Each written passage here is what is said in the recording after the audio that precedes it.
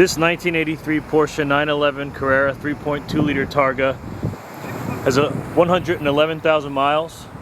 It's a desirable European spec car.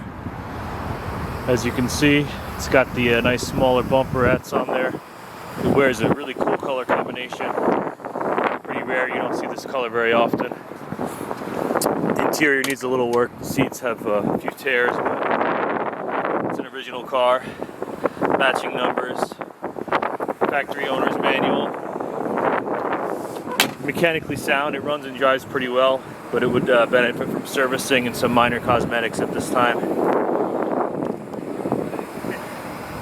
Solid car overall, just out of long-term ownership.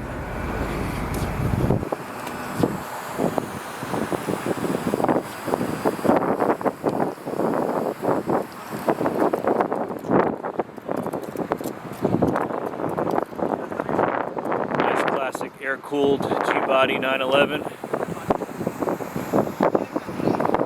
It's got a lot of potential.